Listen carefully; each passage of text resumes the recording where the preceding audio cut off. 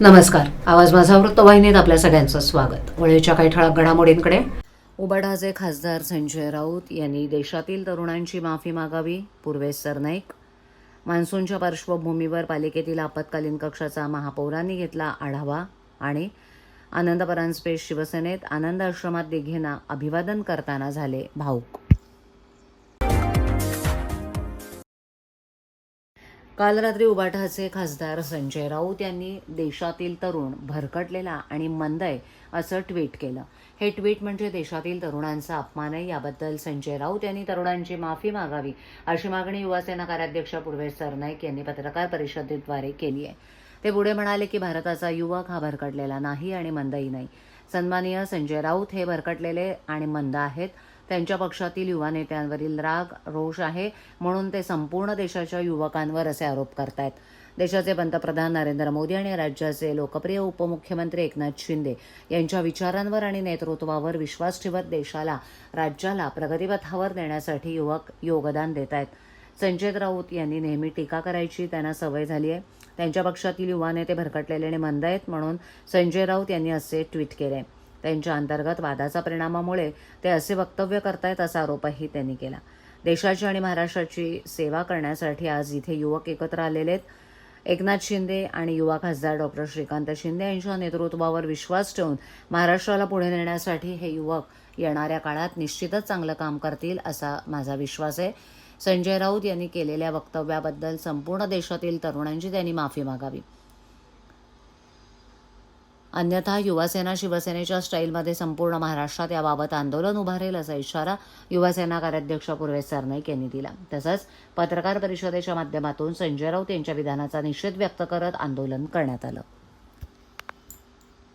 काल रात्रीच उबाटाचे खासदार संजय राऊत यांनी एक ट्विट केला होता आणि त्यांच्या ट्विटमध्ये त्यांनी भारताचा प्रत्येक युवक हा भरकटलेला आहे, मंद झालेला आहे अशी टीका त्यांनी भारताच्या युवकांवर केलेली आहे.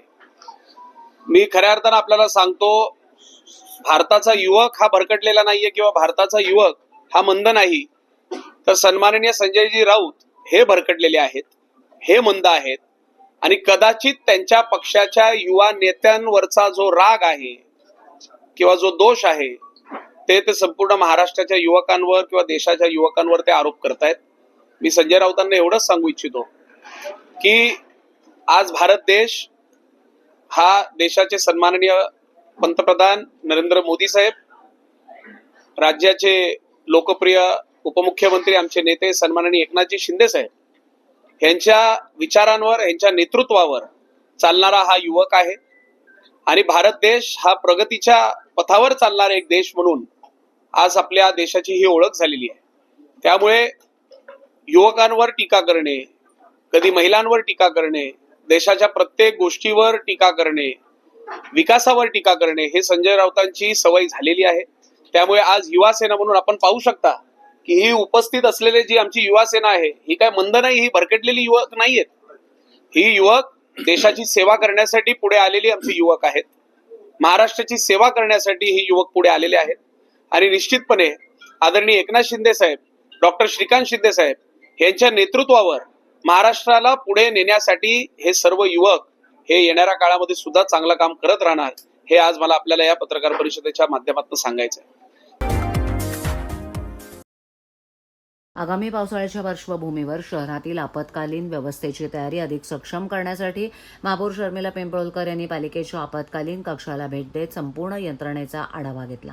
पावसाळ्याच्या कालावधीत नागरिकांना तातडीची मदत मिळावी तसंच मुख्यालयासह सर्व प्रभाग समिती स्तरावरील आपत्कालीन कक्ष 24 तास सज्ज ठेवण्याचे निर्देश त्यांनी दिलेत. यावेळेला सभागृह नेते हनुमंत जगदाळे, विरोधी पक्षनेते अशरफ उर्फ शानू पठाण, शिवसेना गटनेते पवन कदम तसंच आपत्कालीन विभागातील कर्मचारी उपस्थित होते. महापौर पिंपळकर यांनी सांगितलं की मान्सून कालावधीत कोणतीही आपत्कालीन परिस्थिती उद्भवल्यास मनुष्यबळाची कमतरता भासता कामा नये. तसंच आपत्कालीन कक्षात येणाऱ्या प्रत्येक कॉलची व्यवस्थित नोंद ठेवण्यात यावी. संबंधित तक्रारींवर कोणती कार्यवाही करण्यात आली याची माहिती तक्रारदाराला वेळोवेळी देण्यात यावी अशा सूचनाही त्यांनी दिल्या.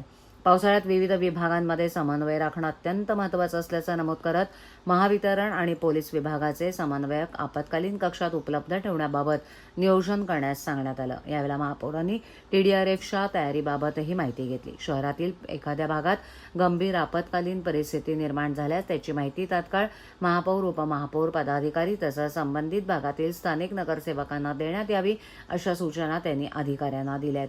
महाराष्ट्र शासनाच्या गृह विभागामार्फत पोलिसांच्या माध्यमातून शहरात 6,500 CCTV कॅमेरे बसवण्यात येणार आहेत.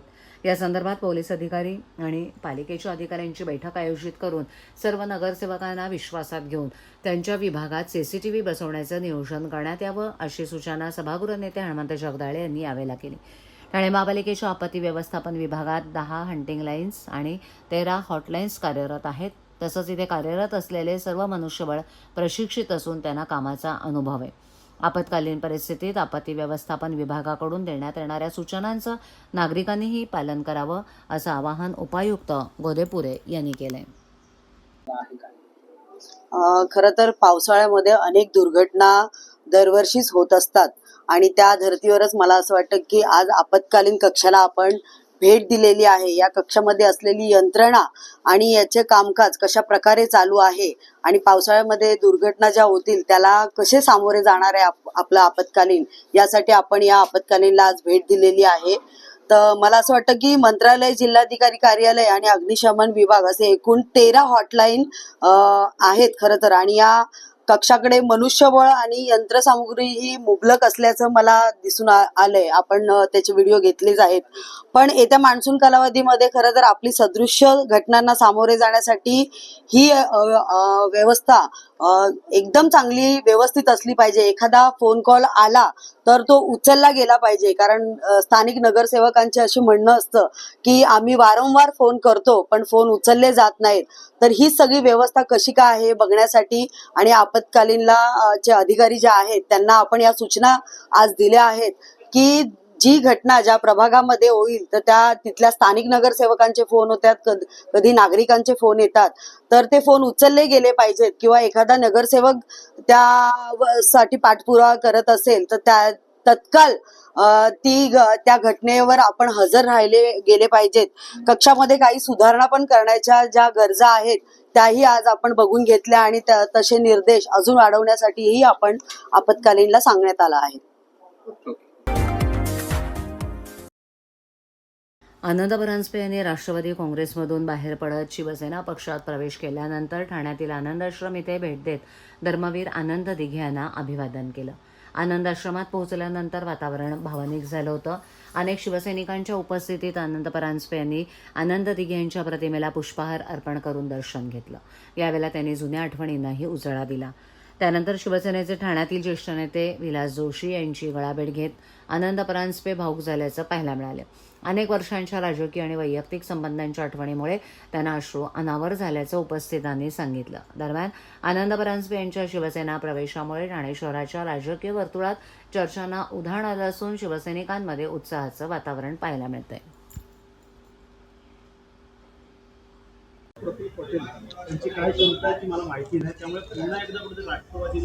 आता मी शिवसेनेमध्ये प्रवेश केलेला आहे.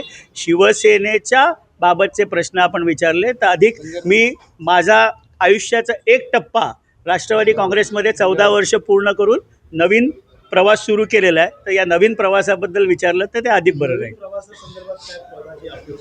कुठलीच अपेक्षा नाही. ती जी जबाबदारी आदरणीय एकनाथरावजी शिंदे साहेब देतील ती मी स्वीकारीन आणि त्याच्यामध्ये पूर्ण ताकदीने आणि त्यांना अभिप्रेत असलेलं काम करून दाखवेल. असं आहे की भांडूपचा भोंगा काही ना काहीतरी 10 वाजता बोलत असतो. फार त्यांची सगळी वक्तव्य गांभीर्याने घ्यायची नाहीत.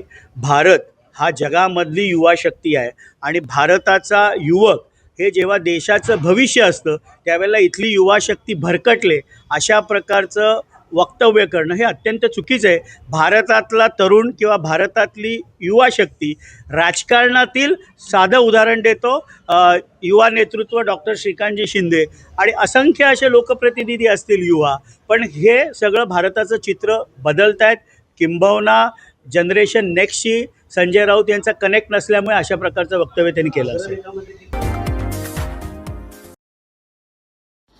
मानसोपचार तज्ज्ञ, लेखक आणि नाटककार डॉक्टर आनंद नाडकर्णी यांचं निधन झाले. वयाच्या 68व्या वर्षी त्यांनी अखेरचा श्वास घेतला. काही वर्षांपूर्वी त्यांना कर्करोगाचं निदान झालं होतं आणि त्यांच्यावर उपचार सुरू होते. मात्र आज पहाटे त्यांची प्राणज्योत मालवली. मानसिक आरोग्य, मानसोपचार आणि समाज प्रबोधनाच्या क्षेत्रात डॉक्टर नाडकर्णी यांचं योगदान अत्यंत मोलाचं मानलं जातं.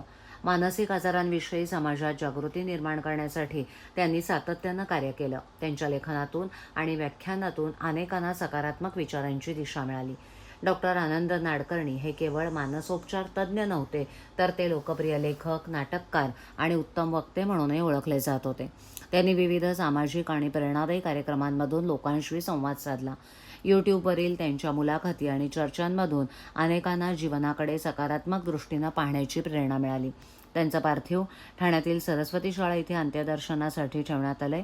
राज्याचे उपमुख्यमंत्री एकनाथ शिंदे यांनीही त्यांना श्रद्धांजली अर्पण केली. त्यांच्या निधनामुळे सामाजिक, मानसिक आरोग्य आणि कला क्षेत्रावर शोककळा पसरली असून विविध स्तरातून हळहळ व्यक्त केली जाते. उत्तर प्रदेशातील मेरठ ड्रम हत्याकांडासारखीच धक्कादायक घटना ठाण्यातील मुंब्रा परिसरात उघडकीस आली आहे. मुंब्रा येथील अरबाज मकसूद अली खान याची त्याची प्रेयसी महजबीन हिनं आपल्या पती आणि भावाच्या मदतीनं हत्या केल्याचा आरोप आहे. 3 एप्रिल 2026 रोजी अरबाज हा पैसे घेण्यासाठी दादरला जात असल्याचं सांगून घरातून बाहेर पडला. मात्र तो परत न आल्यानं कुटुंबियांनी मुंब्रा पोलीस ठाण्यात बेपत्ता असल्याची तक्रार दाखल केली. पोलिसांनी कॉल रेकॉर्डच्या आधारे तपास सुरू केला असता अरबाज आणि त्याची प्रेयसी मेहजामीन यांचे शेवटचं लोकेशन पालघर जिल्ह्यातील बोईसर इथे आढळून आलं. त्यानंतर पोलिसांनी महजिमला ताब्यात घेऊन चौकशी केली असता तिनं पती आणि भावासह मिळून अरबाजची हत्या केल्याची कबुली दिल्याची माहिती समोर आली. तसंच फिरौतीच्या पैशांवरून हा वाद झाल्याचं प्राथमिक तपासात उघड झालं असून हत्या केल्यानंतर मृतदेह ड्रममध्ये भरून त्याची विल्हेवाट लावण्याचाही प्रयत्न त्यांनी केला.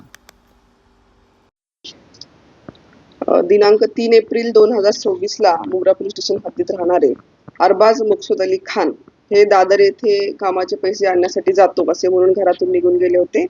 परंतु ते घरी न आल्याने त्यांचे वडील मकसूद अली खान यांनी मुंब्रा पोलीस स्टेशन हद्दीत मुंब्रा पोलीस स्टेशन खबर दिली आणि त्यावरून आपण मानव मिसिंग रजिस्टर 96/26 याप्रमाणे आपण नोंद केलेला आहे. तर या मानव मिसिंगचा तपास पोलीस उपनिरीक्षक सावंत हे करत होते. तर त्या तपासामध्ये त्यांनी जे बेपत्ता इसम आहेत त्यांचा मोबाईलचे CDR काढले. तर CDRचं त्यांनी तांत्रिक विश्लेषण केलं असता त्यांना जो लास्ट लोकेशन आहे तर तो भुईदावाडा वसई परिसरात असल्याचे त्यांना लक्षात आले. त्यानंतर त्यांची जी प्रेयसी होती मेहजबीन हिचे देखील लोकेशन त्याच दरम्यान त्याच परिसरात असल्याचे त्यांच्या लक्षात आले. त्यावरून त्यांनी मेहजबीन या महिलेस पोलीस ठाण्यास बोलून बेपत्ता इसमाविषयी माहिती घेतली. सुरुवातीला तिने उडावडीची उत्तरे दिली, परंतु अधिकाऱ्यांनी तिचं व्यवस्थित इंटरोगेशन केलं. त्यावेळेस तिने हे कबूल केलं की तिचा पती हसन, भाऊ तारिक आणि तिचा भावाचा मित्र मुज्जुम पठाण यांनी सोबत मिळून खंडणीची मागणी करणे आणि जीवे ठार मारण्याच्या उद्देशाने त्यातली मयत इसम जे आहेत अरबाज खान याला वसई इथे बोलवलं आणि त्याचा खून केलेला आहे अशी कबुली त्यांनी दिलेली आहे.